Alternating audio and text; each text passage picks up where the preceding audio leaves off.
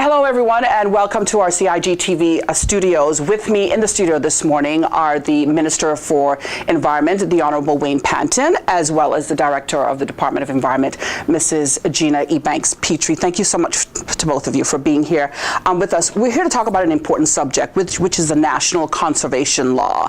In a nutshell, exactly what's the purpose of that law, Gina? Donna, the law really is a piece of legislation that is attempting to be an overarching piece of legislation for environmental management from a conservation perspective for the Cayman Islands. So it's really about setting up protected areas. It's about establishing measures for protected species. It's about trying to create mechanisms that ensure we take the environment, our habitats and our species into account when we're making national decisions. And in doing so, the law creates a council, a National Conservation Council, in order to do that. So fundamentally, that's the core of the legislation. Okay. And how long have we been at it?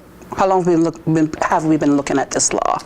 Well, I've been looking at this law since 1997, but I think that the public have been aware of the legislation since about 2002 was when the first draft bill was tabled in the LA, and that was by the former leader of government, Minister Bush, and we also had a white paper at that time. So that was when the first sort of public introduction to the law came.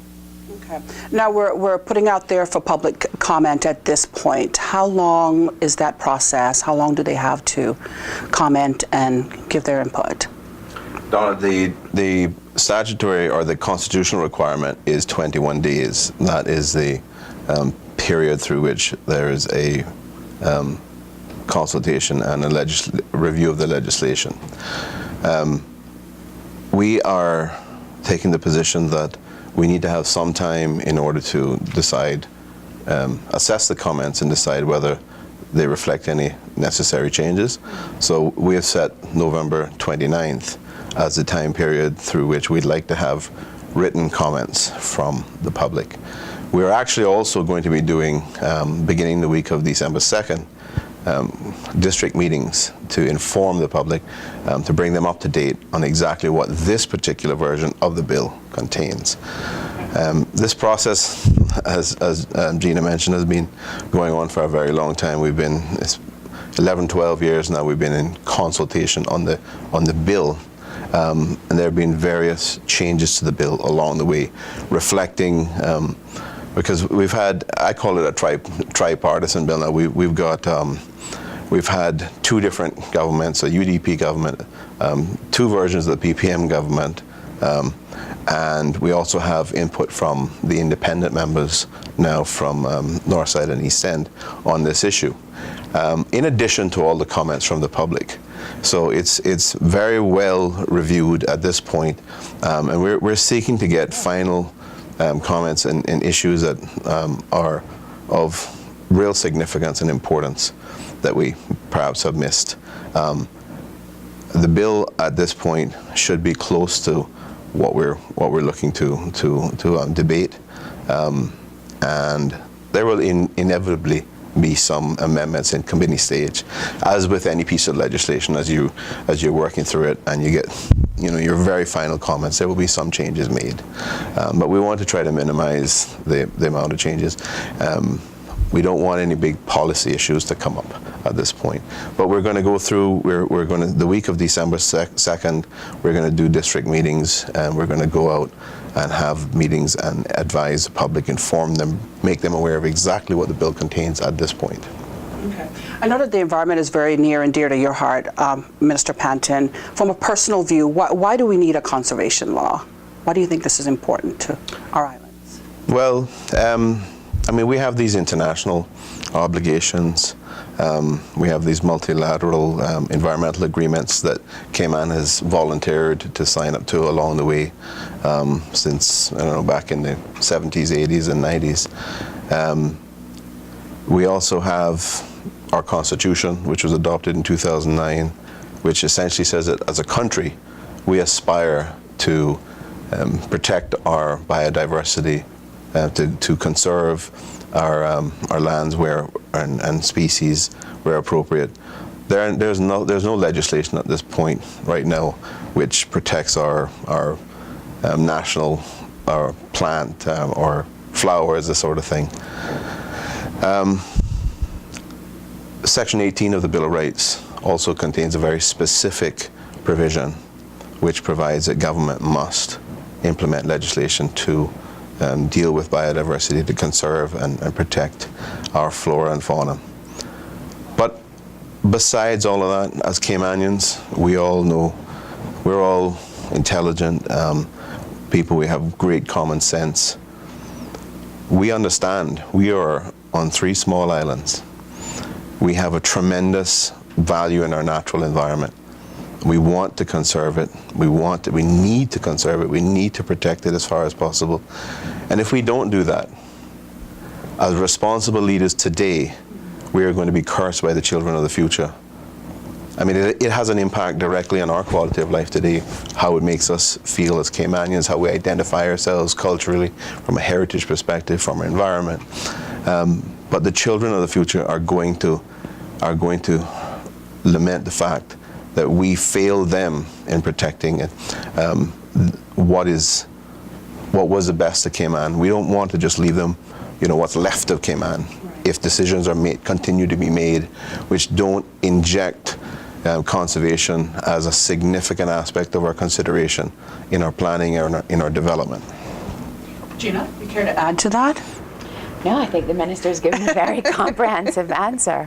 All right, well, let's talk a little bit about the Emmys for a few minutes. They've come up twice, once in 1997 and again now. Do the Emmys tell Cayman what to do?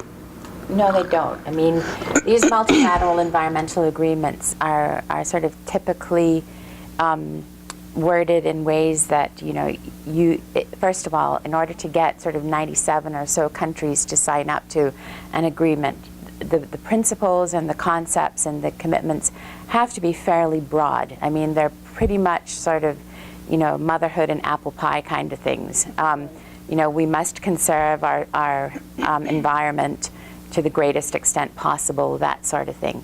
But there are specific agreements that we've signed up to that focus down on specific areas. For example, the Ramsar Convention basically places an obligation on the parties to that convention to manage the wetlands under their jurisdiction in a sustainable way.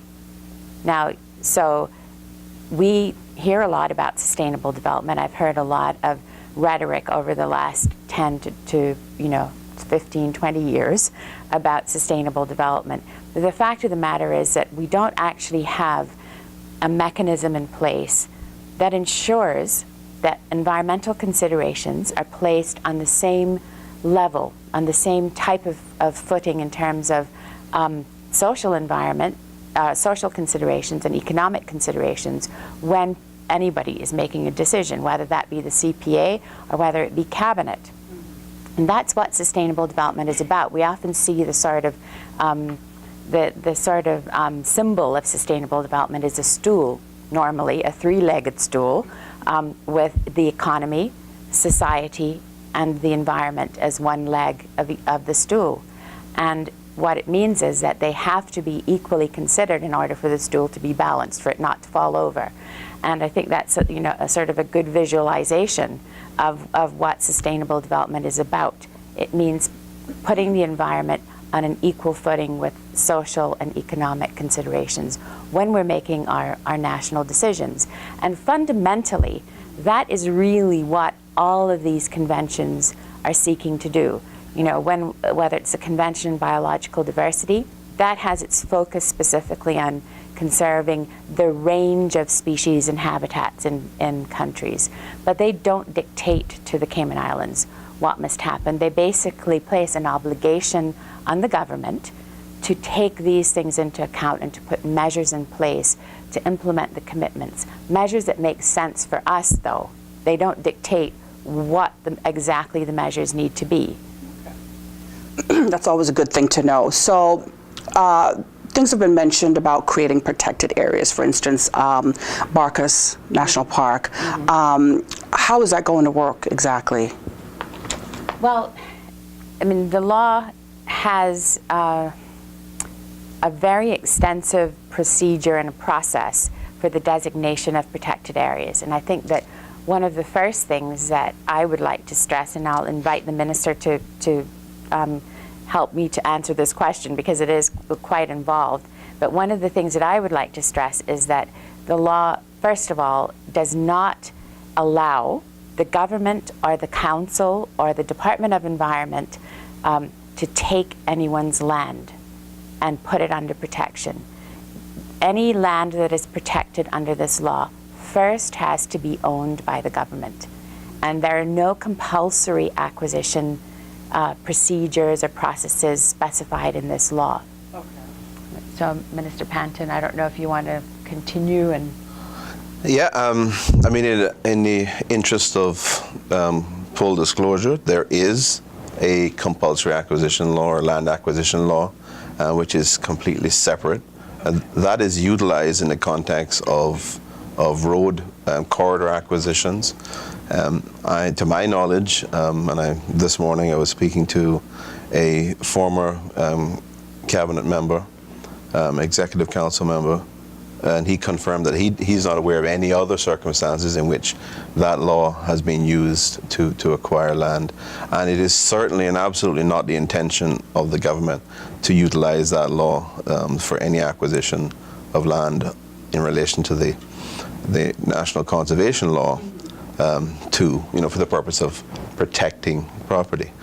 So, I mean, as Gina has said, the land has to be Crown land to begin with in order for it to be protected. We cannot just go out and take someone's private land and say we're going to engage in this process.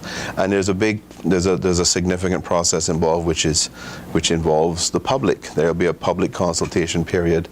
The National Conservation Council or members of the public can make recommendations about which land should be protected and identify it from an environmentally sensitive perspective and say this is why I think this should be done. And then if the National Conservation Council agrees, there is a significant public consultation period, and then it ends up with Cabinet, and Cabinet ultimately makes that decision as to whether or not a property becomes a protected area. But it has to be Crown land.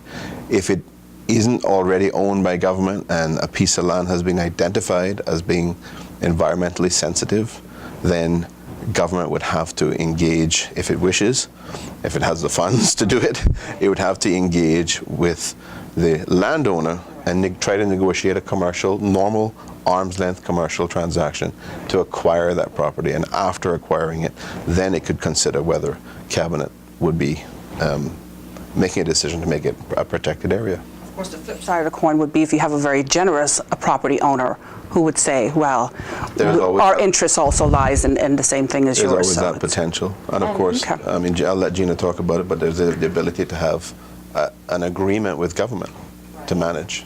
Okay. I was going to say there are two other points I think that I would like to make. One is on the fact that the law does provide for landowners, as you say, who may not wish to sell their land but don't have any objection to their land being managed for conservation to enter into these legal contracts with government. So they get to retain ownership, but government gets to manage the land for conservation purposes.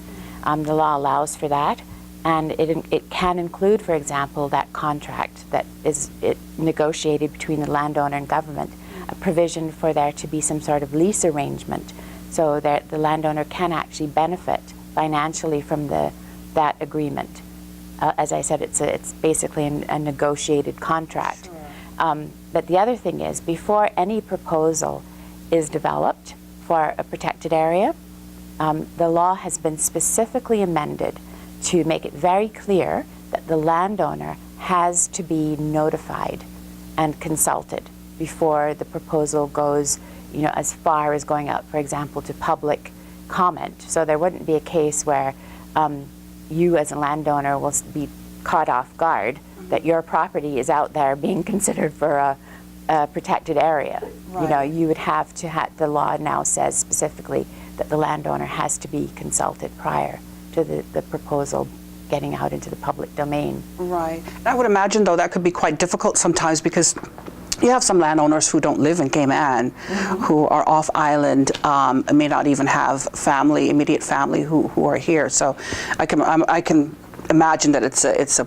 pretty tedious and can be a long process as well. I think it will be a long process, the whole question of designating a protected area, because, you know, as Minister Panton has said, it does have to go out for public comment. The council's required to take the public input into account before they finalize their recommendations to Cabinet, and then Cabinet has to take the public's comments into account. So it is going to be a lengthy process. What about protecting our species? Are there enough protections, you think, in place for conchs, for instance, the iguanas, the blue iguanas? Actually, those are two where we do have protections in place. So our marine conservation framework is actually more developed than the ability that we have to protect, any legal ability we have to protect species on land. So this is, as Minister Panton said, you know, this is one of the gaps that this law is trying to address. We don't have protections, for example, for any of our plants. Now, people have thought for many years that our mangroves are protected. People think that our national tree has legal protection. It does not. That our national flower, the banana orchid, has legal protection. It does not. None of our endemic species, that is the species that are completely unique to Cayman, only found here, nowhere else on the planet. None of these species has, from a plant perspective, has any protection now legally. Wow. And there are national symbols. And there are national symbols. And then we have on land, from an animal perspective, it's only our birds and our blue iguanas that have any protection. So all of the special creatures that inhabit the habitats that are around, butterflies, our native mammals, our only native mammals, the bats, snakes, lizards, you know, the green and blue lizards that everybody knows and loves in Cayman, they don't have any legal protection. Wow. So, and they're actually, because they're unique and special and rare, they're actually the subject of quite a lot of interest by collectors, for example, for the pet trade from outside of the country. And we've had situations in the past where people have come here and have collected those species and tried to export them, and we were unable to do anything to stop them collecting them because there is no law that prevents them from doing that. So we had to wait until they got to the airport and tried to leave the jurisdiction, and we were able to get them under the customs law, which was good, but unfortunately the customs law has a very, very low fine for that. So that, you know, they just basically got a slap on the wrist. So this new law is going to address all of those things, which is absolutely great. Well, you mentioned a few times about the Conservation Council. Who exactly is the council, and what powers will they have? Well, the council is a 13-member body. It is made up of private sector individuals appointed by the Cabinet. 7 of the membership are appointed by Cabinet. One person is also nominated by the National Trust and appointed by Cabinet. And then the rest of the membership is from the civil service, taken from the departments, those technical agencies whose remits overlap with the remit of the conservation law. So, for example, obviously the Department of Environment is represented. The chief officer in the Ministry of Environment is also on the council, but so is the Director of Planning, and so is the Director of Agriculture, because those 2 agencies have, as part of their remit, bits of the conservation law overlap with their remit. So. All right. Minister Panton, Mrs. Ebanks-Petrie mentioned to us about the council, the National Conservation Council, and who will be represented within that membership. But we wanted to address the powers that they will have exactly. So if you could explain to the public what powers they'll have. Sure, Donna. Be happy to do that. Essentially, the National Conservation Council is going to be an advisory body. Any entity that is making a decision within Cayman which is going to have an impact on the environment would need to consult with the National Conservation Council and take into account their advice in respect of those decisions that they're making and the potential impact of them. That is all that's required, that they take it into account. It is not anything that dictates what the decision will be. So the entity, let's take the Central Planning Authority and the Planning Board as an example. They will consult with the National Conservation Council on applications. They will take their advice and their perspective into consideration. They can either make a decision which reflects that advice, or they can decide that there are other factors which perhaps outweigh that advice, and they can effectively sort of ignore the advice. Clearly that's not necessarily the best thing to happen, but it is entirely possible. And I say that just to make the point that the council won't be dictating any decision in that respect. There's only one instance in which there will be the power for the council to effectively have its say and determine their end decision, and that is where there's a potential impact on an area which has been designated by Cabinet as a protected area. So ultimately it's Cabinet that has the final say. Cabinet ultimately has the final say, and that was a significant change in the law following the periods of consultation over the last 10 years, 11 years, where the decision-making was moved from the National Conservation Council to Cabinet. So the Conservation Council would advise Cabinet on areas that should be protected. Cabinet makes that decision. If there are other entities that are making decisions, the Conservation Council makes recommendations to them, and they must consider those recommendations, but they can ignore those recommendations if they decide that that is appropriate. But where they cannot do that is in relation to protected areas. So, Minister Panton, effectively, the government is interested in good governance and transparency, and one of the ways in which the council is going to effectively follow those policies is by way of having the information made public. Can you elaborate on that for us? Yeah, sure, Donna. I mean, I think this is an opportunity for us because we're creating a new entity. We're creating a National Conservation Council as a result of this law. It's an opportunity for us to put our money where our mouth is, so to speak, in the context of transparency and openness.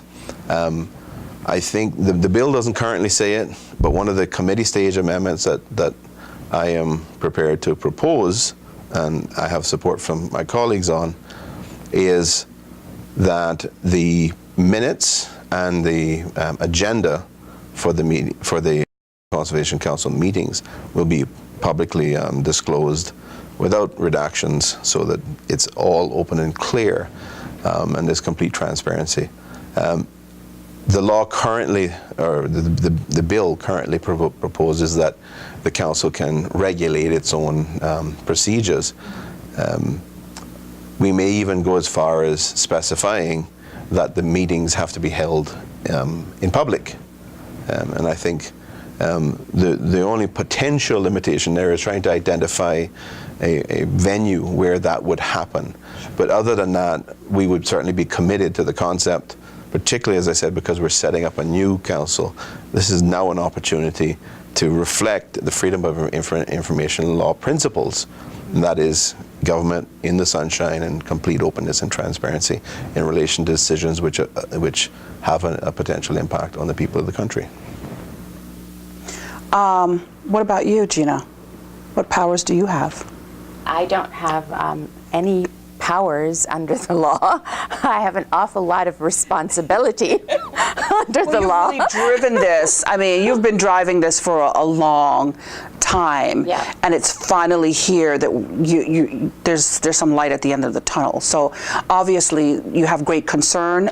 It is your responsibility, but what does it allow you to do? What will the conservation law allow you to do?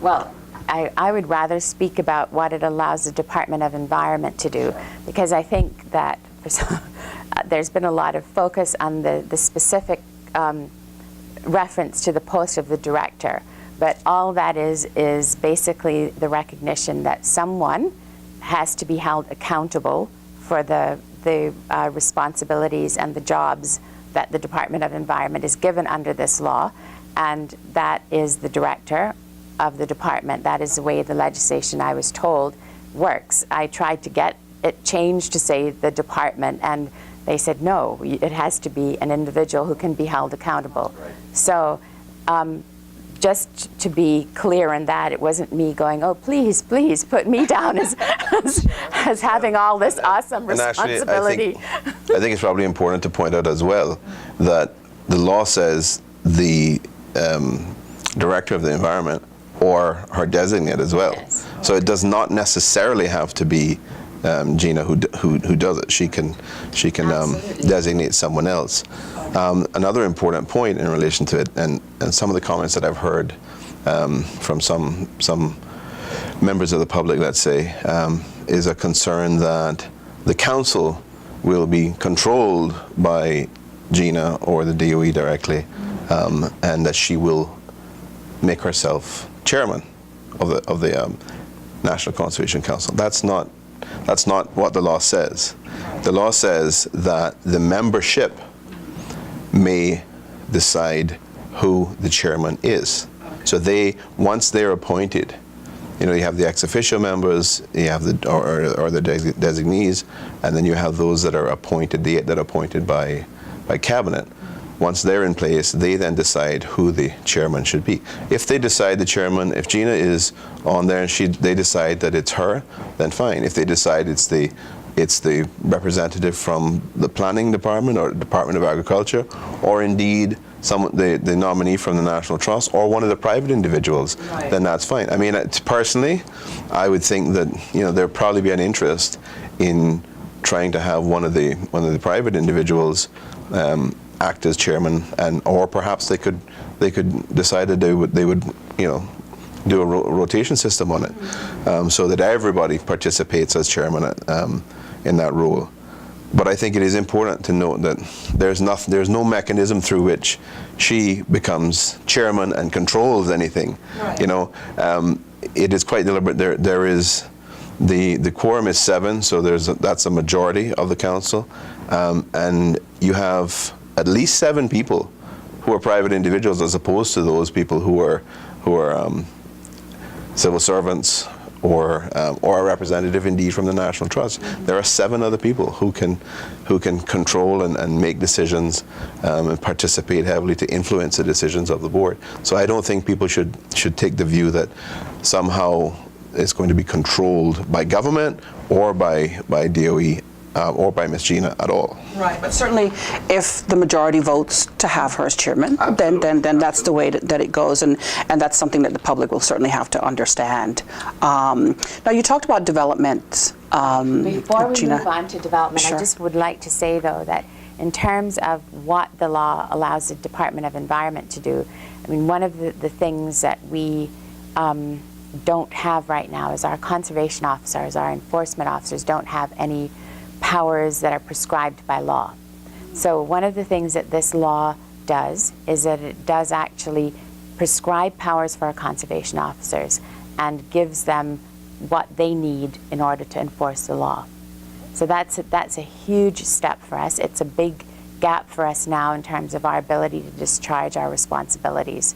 So I think that probably from a departmental perspective, that's going to be one of the biggest changes that the law will bring.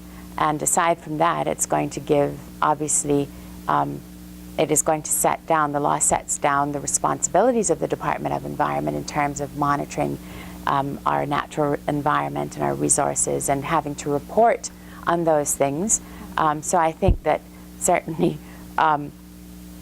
it it establishes a legal remit for the department in terms of those things that we have to discharge, and the law requires us to report on these things, etc. So I think from an accountability perspective, it actually places a lot more accountability on the Department of Environment than many of our sister organizations in the civil service. Speaking of resources, once this law is in place, you'll obviously need more bodies, won't you, to carry out the monitoring as far as conservation officers are concerned, or do you think that it's ideally where it should be at this point within your department? Okay, so in terms of the research and monitoring, I think that we are, fairly well resourced, at least in terms of the marine resources unit. We have a need to increase our staffing in the terrestrial resources unit, and we actually have funding to increase that one-person unit at the moment by another, actually this financial year. So we're going to take steps to try to do that.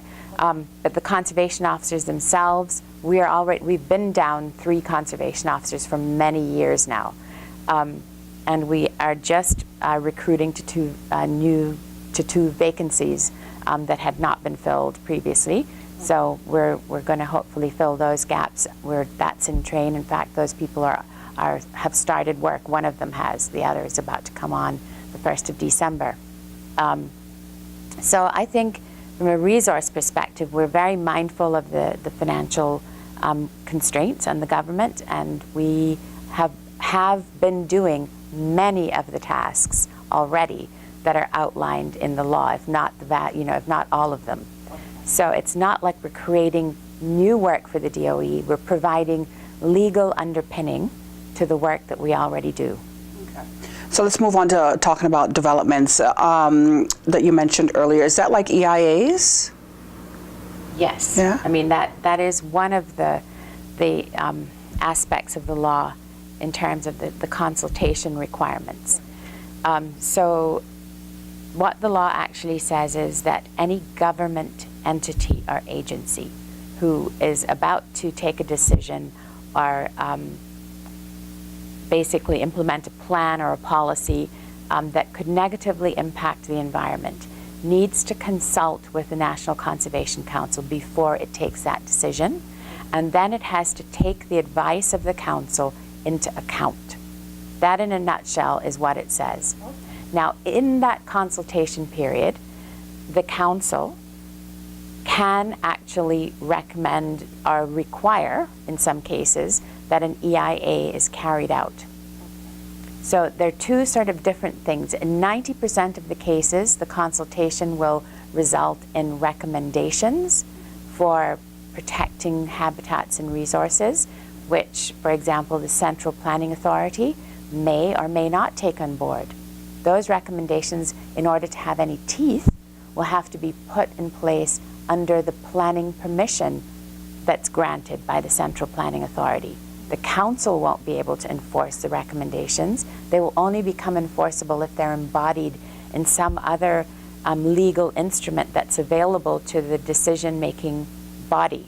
So in the case of the Central Planning Authority, that would be the planning permission that you get. If it's the Water Authority, for example, it might be a discharge permit. So this is how the law will operate in 90 to 99% of the cases. If the person or the entity that's contemplating this action is contemplating it in a way that it could impact a protected area, then the council will be able to say, hang on, we don't think this should happen. In that case, the council gets to actually say, no, we don't want this action to happen because it will negatively impact the integrity of the protected area. But that is the only point at which the council can have any kind of power to control development in any way. Earlier you mentioned the DOE and enforcement as far as what it can and can't do, but it's a big thing in the actual National Conservation Law as it stands. Is that because the law lets your officers carry weapons? Let's just make it very general. Well, I'll respond on that. Yes. To be very clear, the law specifies that arms does not include firearms, as in guns. So that's excluded. There is a definition of arms, which the only thing that's included that even resembles a gun is a taser. Now, it includes things like pepper spray, batons, handcuffs, a stab-proof vest, all the typical sort of things that you would see a policeman with today, apart from necessarily the tasers. They are performing a law enforcement role. On occasion in the past, they've had situations where people have swiped at them with hook sticks, for example. They also have situations where potentially they may be facing someone with a loaded spear gun. Now that is potentially a very lethal weapon. So they've got to have something, some means of defending themselves if it's necessary. And of course, they're going to have the same powers of detention and arrest now as a constable would have. So they've got to have the handcuffs, and they're going to, the other stuff is really to protect themselves and to assist in controlling someone who refuses to subject themselves to detention or arrest, where they're legitimately suspected of committing an offense. But no firearms, no guns. Right. The dynamics of land and sea, though, can possibly change the variation of what type of weapons they would carry, because yeah. Okay. It's difficult to see. I wouldn't want to see somebody using a taser in the ocean. out at sea. But, that's potentially difficult. And just to be clear, there, I mean, they're only allowed to carry the arms that the director, who is in this case Ms. Gina, and the governor decide are appropriate for them to carry. So they may decide that even though the definition of arms includes tasers, they may decide that tasers shouldn't be used. Right. So is this extra arms budgeted for, or is it going to cost extra money? Yeah? Yeah, that will have to be met by the DOE's budget. Okay, all right. Significant. So, final question, and then I'll ask you for your final points for our viewers out there. Is this the right law for Cayman at this time? It's been a long time coming. I would think that it is. But you want to talk a little bit about that, Gina? Well, I think that the law is, at this time, the right law for Cayman, because it represents a compromise. It is not a perfect law in my eyes. It's not a perfect law in the eyes of many people who are more on the conservation side of the spectrum. It probably doesn't go far enough for many people I know. They've told me, I've spoken to many people who've told me that.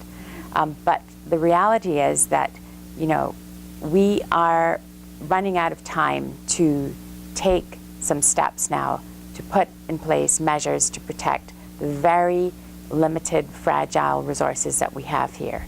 And I think that the law allows us to do that in a way, hopefully, that is going to be acceptable and understandable to the majority of Caymanians. I mean, I think the minister, really hit it on the head when he said that the environment in many ways defines who we are as Caymanians. And I've heard Caymanians all over, as we've gone around talking about marine parks, whatever we talk about, when we've been out doing consultations on this law before, make statements about, they feel that we're losing so much of our natural heritage and our identity. And I think that that is all tied up in the fact that we have lost a lot of our environment that we connect with in a way that makes us feel grounded.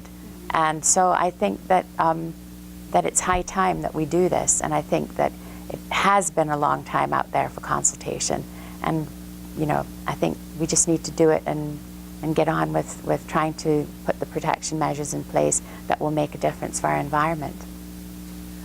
Minister Panton, just in your final words, can you speak to the public about the importance of really getting this law done, in place, because it's been a long time coming. It needs to be put in place now, and of course amendments can come later on. So for those who are out there who may be listening, and who obviously will need to support the law along the way, what would you say to them? It has been a long time coming. It has been under discussion for quite a long time now, more than 10 years, 11, 12 years probably. I've talked earlier about what I think is the significance of the legislation to us as Caymanians, and to our children in the future. As I said before, we are on 3 small islands. Nobody's making any more of the Cayman Islands, and we have to preserve what we have. We have to ensure that the things that identify us are things that are protected and conserved as far as possible. Sustainable development requires a balance between meeting the needs of society in terms of development, in terms of infrastructure, and conserving as far as possible within those parameters what we can. It makes no sense for us to continue, and we're at a point now where everybody, you talk to everyone on the street, and there are discussions about the rampant development, the substantial development that we've had over the last 20, 30 years. We're at a point now where we need to be injecting considerations for conservation and the environment into these decisions at the same level that we do it for economic considerations, for example, because it's very important. This law doesn't allow the National Conservation Council to inject the considerations for the environment and dictate from that perspective. The National Conservation Council is an advisory council, other than in the context that Ms. Gina mentioned, where there is a potential impact on a protected area. It only makes sense. I mean, for example, if something was being done out near Stingray City, would anybody think that because that is within the wildlife interaction zone, that something couldn't be done to stop an impact that would potentially harm or destroy that? Of course, you must be able to do something like that.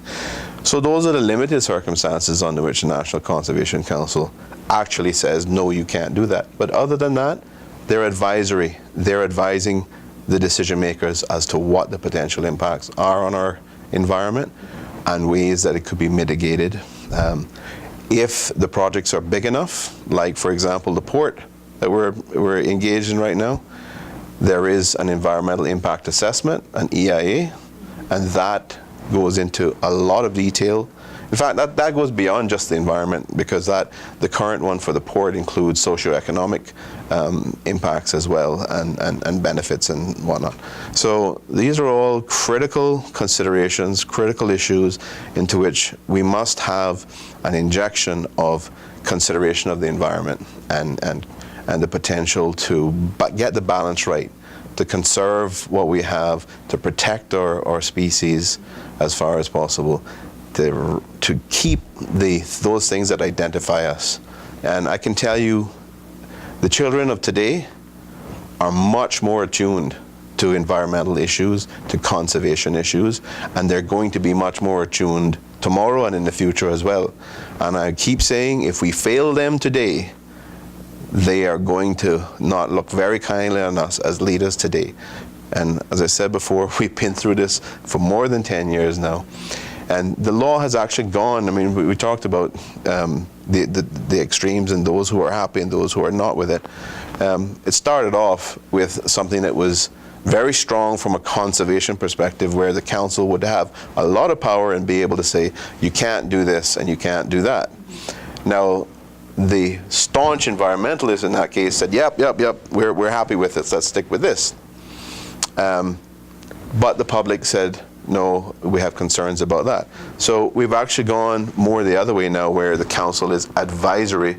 We've pushed up the decision making to cabinet, because cabinet is comprised of elected representatives of the people. They're therefore accountable directly to the people. They make those decisions now.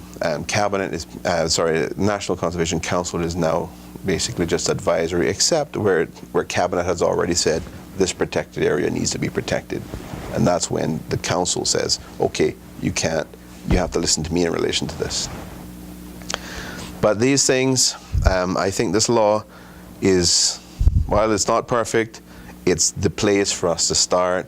It's the right time to do it. It's an essential time for us to do it. As a government, we campaigned on the basis that we would pursue implementation of the National Conservation Law. We were elected on that basis. It's part of a plank of our mandate from the people, and that is why we're pursuing this at this point. For all those reasons, plus that, I mean, it's what the people want. I'm certain of that. Gina, you want to add any final thoughts? And as well, can you remind the public about the final date for input, as well as where they can send that information if they have anything to say? Okay, well, the government is asking that anyone who has a comment or comments to make on the law submit those by the 29th of November, and they need to go to the Ministry of Environment here at the Government Administration Building. Obviously, if they take it into the Department of Environment, we'll make sure it gets there. So we'll welcome anybody dropping something off to us or emailing it to us, also on our email address, which you can get off of the website, www.doe.ky. The law is also up on the website if anybody doesn't have a copy of it. We have a lot of information up there that you can download and read and access in terms of informing yourself properly about the legislation. So I'd recommend that people do that. And in addition to that, we, the Minister and the Department, will be going out to the public the week beginning the 2nd of December, and we will be holding public meetings to ensure that anybody who has a question that hasn't been answered, either in this program or in the other programs that we've been on, or in any of the written material that they can access, please come out, hear the information for yourself. There's so much misinformation out there about this law that I think it's really incumbent upon any responsible citizen who wants to be informed to come out to the meetings and hear it firsthand. So we will be making the information in terms of which district, what time and where, available, hopefully, if not by the end of today, then very early next week. Minister Panton, Mrs. Ebanks-Petrie, thank you so much to both of you for being here with us, and hopefully the public has a greater understanding now of the National Conservation Law, what it's about, how it's going to protect what we have for generations to come. All right, thank you. Thank you very much for the opportunity.